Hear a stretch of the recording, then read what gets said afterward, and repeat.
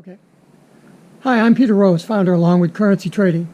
We're moving from one season here, fall, and here in New England we call it moving from fall, late fall, into stick season, which, as you can see, a lot of the trees in the background have lost their leaves, so we're getting there very soon. What's that got to do with trading? It's transitioning from one season to the next, moving from trading small lot size positions to larger lot size positions, and that's what I'd like to chat with you about today. But it's a little chilly out here. It's probably 43, so I think I'll go inside, get a cup of coffee, and be right back at you. All right, inside with a warm cup of coffee.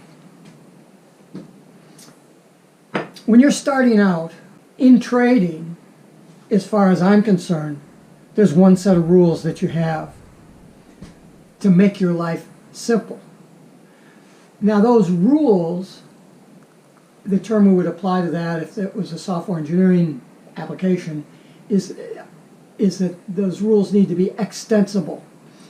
You need to be able to take the same rule but map it into different conditions. For example, I don't have one rule for a chop range-bound price action as opposed to a trending price action. I have one rule, but that rule contains conditions that define what to do with price action given whether it's in a trend or it's in a range-bound movement. So once you understand how to trade, then it doesn't really matter whether you're trading a small lot size, meaning you're doing minis or maybe 2, 3 fulls or something like that, or whether you're doing larger lot sizes, 8, 12, or such as my current stuff that I'm doing, 20, 23 lots, 24 lots at a time. The process of trading remains the same, but the way that the rules tell you when to execute the particular event that price action is indicating, that's that when component.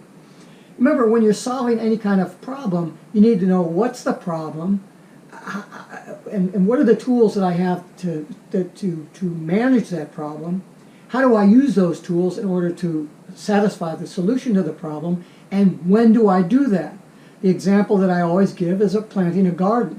You may know that you have a shovel, and you may know how to dig and plant seeds and all that other stuff. So you know what? You get shovels, you get gardens, you get dirt, you get seeds. And how to do it, you know how to dig the hole, you know how to plant the seeds and all that stuff. But if you were to do that garden in the middle of winter, you're not going to have any good results. So you have to know when to do this stuff. And that's the thing that all the education is missing. And some folks currently are kind of taking offense at some of the things that I'm saying because they don't really understand trading.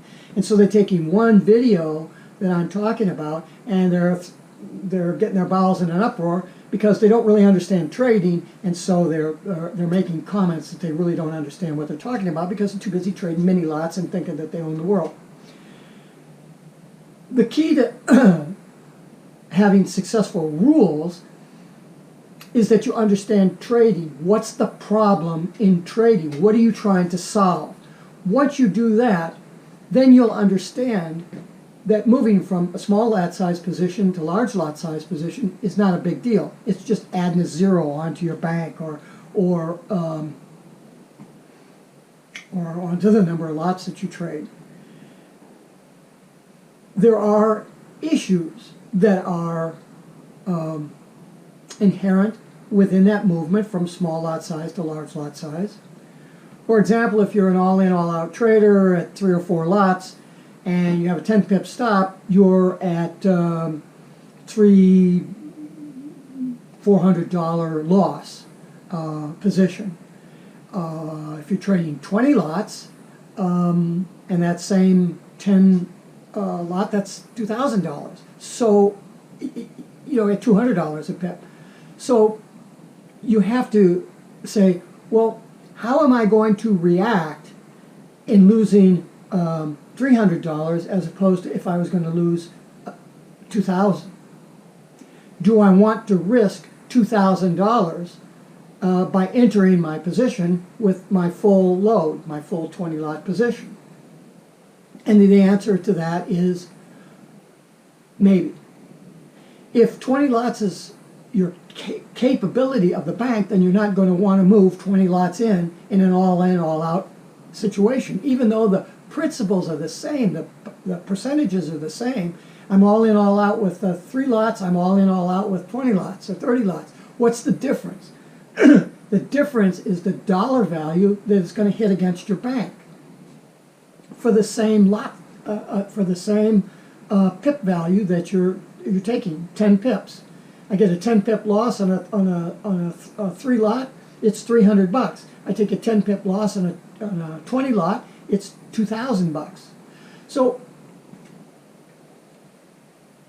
if you're going to take a $2,000 loss, or in the matter of fact, if you have a 10 pip stop and you're going to have a running position that you're going to stage into, and then position is going to move against you, what would be a reasonable distance to let that go? If you're going to have an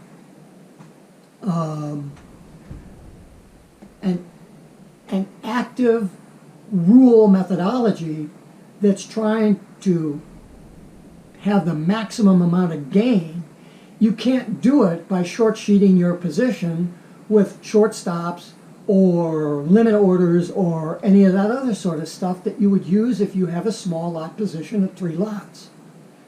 If you're in at 3 lots, you go all in, and when it's time to get out, you go all out. You don't stage 3 lots in. You don't stage 1 lot on 10 minis. You don't stage 5 lots in. I don't recommend that you do that kind of stuff until you trade in 8 full lots, because it's risk management. Until you really understand trading itself and you've proved yourself consistent in trading the small lot size positions with all in, all out, because there's certain metrics that you're trying to develop to learn where you're at in the trading process. You can't develop those metrics if you're compounding or you're staging or building positions or splitting lots positions. You can't get valid metrics. Once you have valid metrics and you graduate from trading small lot to large lot positions, let's say you're trading 3 or 4 lots, and now you're going to trade 20 lots. You're not going to make that jump, but let's just leave that middle part out. But in moving into the 20 lot position, you're not going to want to take perhaps a 10 pip stop on a runner to take you out with that short of a stop on a runner. Maybe that running position, maybe you'll let that position have a 30 pip or a 50 pip stop before you get out. Maybe you're going to be underwater on that position. And just remember, if you're 50 pips underwater at $200 a pip, you're $10,000 behind. And being 50 pips out on a runner is not that big, because on a daily scale, if you're trading these large lot sizes and you do a carry, you're going to be into the next day, right? And so what are you going to do? You're going to take a 10 pip risk, or you take 20 pip risk? No, you'll be taking 50, 100 pip risk, because the daily candle is the dog if you're going to carry. The daily candle is the dog in determining what you're going to be doing if you're trading as a day trader, as I do, down on the 5-minute time frame. Because I want to know that if I'm on that 5-minute time frame and everything is going okay, and I determine that things could get better, but I got to go into a carry, I have to assume then that I've got to take more risk. And by the time I take that risk, I've gone from staging in and building a position from, maybe I'm doing my entry with 5 lots and then I add 5 to it, and then maybe I'll add 3 or 4 or 5 more on the way up. And then the more you add positions, the more that changes your average position value, and that brings it up closer to where your current price is, which means that a 10 or 20 or 30 pip drop in that price could very well put you in a negative position by 20 pips or 30 pips or 50 pips. And so you could be carrying with the larger lot sizes 10 or 15 or $20,000 running loss. But if you know how to trade and you have the probabilistic analysis done against the 5-minute chart and you know how to trade, then you understand how to trade on the carry position, on your 1-hour chart or your daily chart or whatever it is that you're going to be looking at. Because your trading plan, your entry analysis has had to take into account, okay, I'm in here on a 5-minute chart and I'm looking to make 10, 15 pips, and then I'm out for the day on whatever position size I have. I could be out at 5 pips. It doesn't make any difference. I'm going to be out fairly quickly. I'm going to be done with my trading in 15 minutes or an hour or whatever that is, and I'm going to be able to walk away from it. But in the events that you don't walk away from it and you do carry, what do you think is going to happen on that carry? As soon as the lights go out at the end of the trade day, the spread will go from 1.5. I've seen on some of the major pairs, the spread goes to 14, 15 pips. 8 pips is nothing particularly on a weekend carry. On a Friday night, the spread will go to 14 pips and everything will shut down. East Coast U.S. You wake up on, or you don't wake up, but Sunday, again, East Coast U.S., at 5 p.m., the market opens up, and you find yourself 100 pips negative.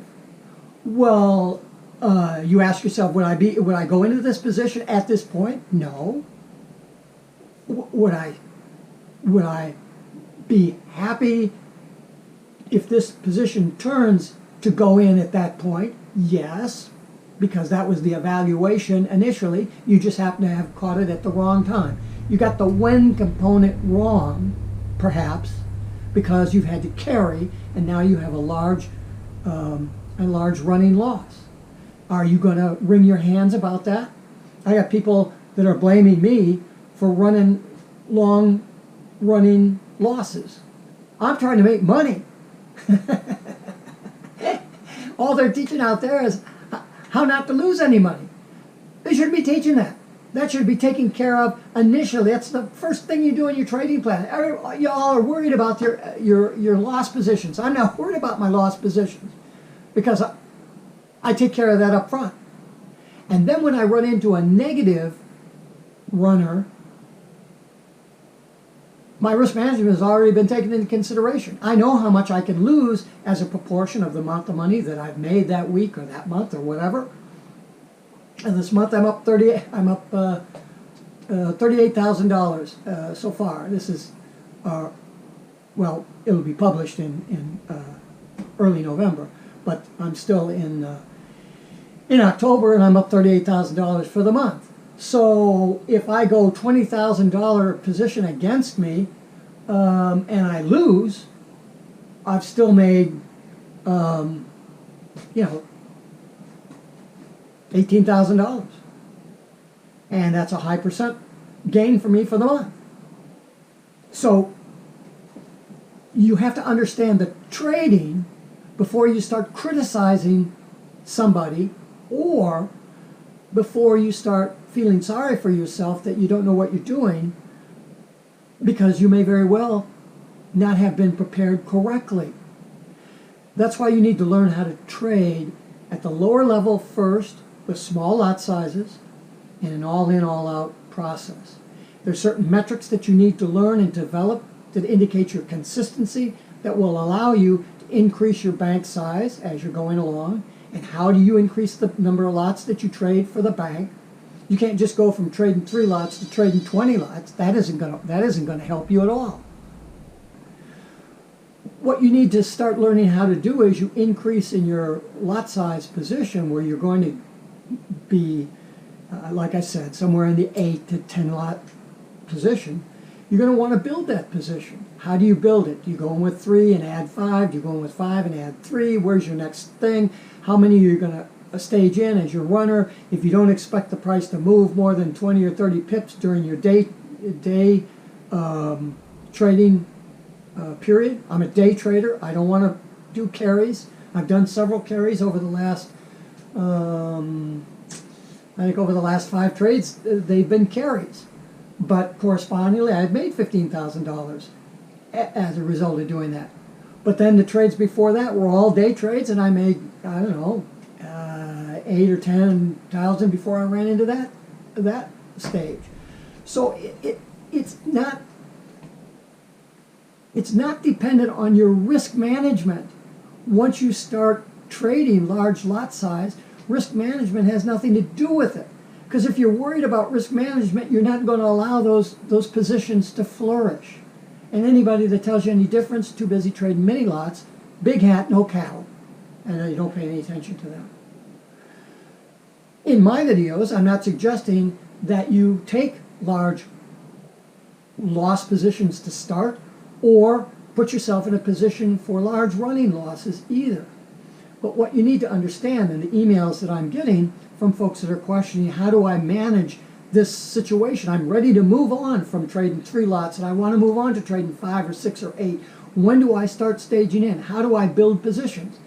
And so the advice there is a staging process. Go from trading 3 lots to trading 3 to 5 lots. And then you go from trading 3 to 5 lots to trading 5 to 8 lots. And you gradually build it up so that you build your bank up in dollar value so that when it comes time to set your stop on a runner or not set the stop, which is what I don't set stops. Why should I set a fucking stop? I'm trading. I think the bank traders are setting stops, for God's sakes. They don't.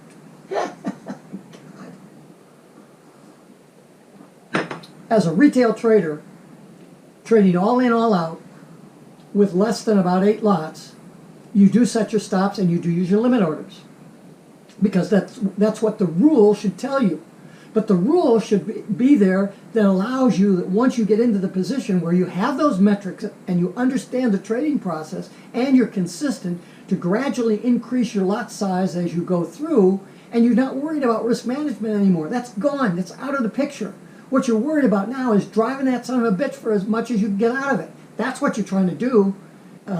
You're not trying to learn what not to do. You should already know that.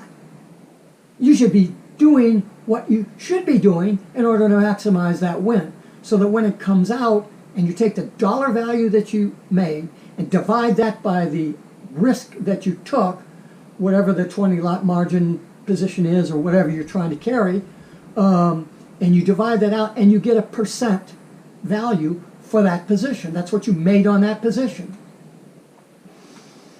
Is that position, if you did it in one day,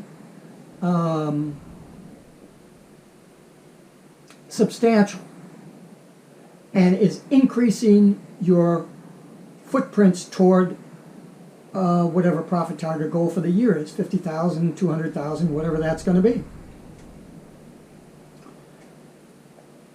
Is that 5% position winner? Is that reasonable? No. Can you get a 5%? Sure you can. You get 20% on a position. But when is that ever going to happen to you? And how much risk do you think you're going to have to take in order to get to that point?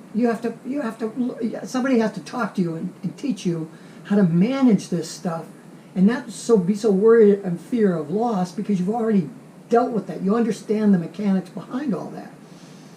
The key to the video that I'm trying to work with you on, because I've had, several folks have sent me emails specifically asking, what are you doing that's different when you're trading 12 or 15 or 20 or 25 lots that I can't do trading 3 or 4 lots? There's a lot that I can do that you can't, or better, that you shouldn't do. And if you don't understand that, then be very careful in transitioning out of those small lot positions and trying to move into the larger lot size positions, because you could get stuck. And getting stuck on an 8 lot at $80 a pip could wipe your account if you don't know what you're doing. Peter Rose, Longwood Currency Trading. Have a great day and have a great trading day.